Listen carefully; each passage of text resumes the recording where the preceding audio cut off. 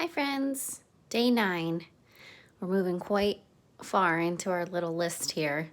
So I'm going to start off with a reading. You should be finishing up your story and you should be on your look back and respond questions. Okay. And also, there are a lot of virtual museums online. So if you want more information about visiting places interactively online, just shoot me an email, a dojo, or a message in any form. And I have tons of information on how to attend virtual field trips. Pretty cool. All right, and then we are putting together our paragraph of the week. So taking all of those tidbits that you went through and putting it together in one big paragraph.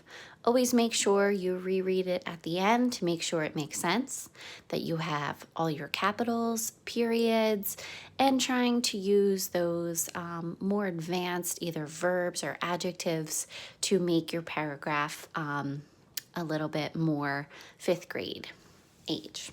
Okay, and then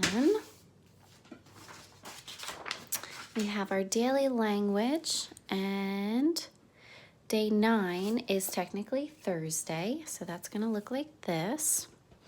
So we have analogies again. So 18 is even, whereas 33 is, and then we have Chicago Bulls is a basketball team, and then you're going to make your own. So you can choose a sport and then give the team name first and what that sport is. Then we have fact or fantasy. So fact is something that you cannot change, and fantasy is something obviously that is made up. The fairy flew in through the window. And then we have correct sentences. We have 7 corrections on number 4 and 4 corrections on number 5. And then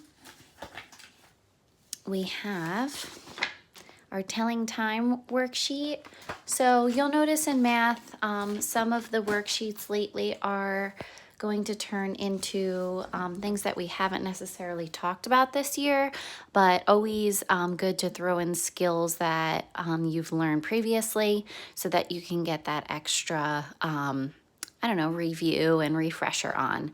So I know some of you might still struggle with an analog clock. So here's our analog clock. There are tons of videos online. If you just need like a little refresher, I can even send you one if needed. And then what you'll do is you'll go through the ones that have the arrows on it, you'll give the time. And then the ones that do not have the arrow but have the time, you will add the arrows in. Remembering that the shorthand, this one here, tells the hour, and the long hand tells the minutes.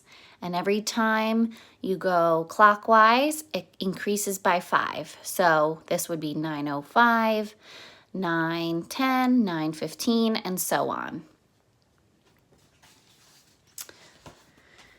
All right, I got a grasp on the maps, graphs, and globes.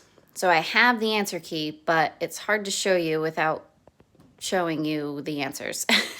So our maps, graphs, and globes is actually focusing on latitude. If you were on yesterday with day 8, it was only focusing on grids. So I fixed that in my plans. So we have a few pages just focusing on latitude. And then when we revisit on Monday, we'll be talking about longitude.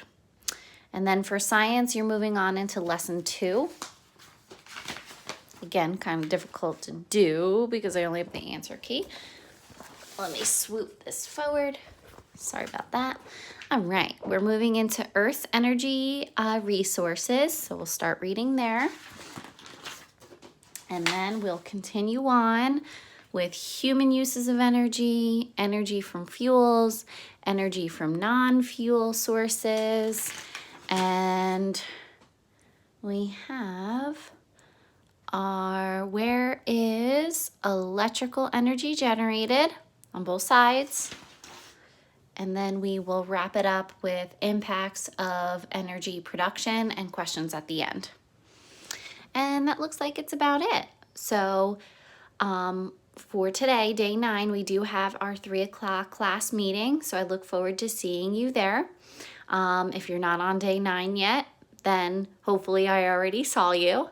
And then in addition, I hope you guys have a wonderful weekend.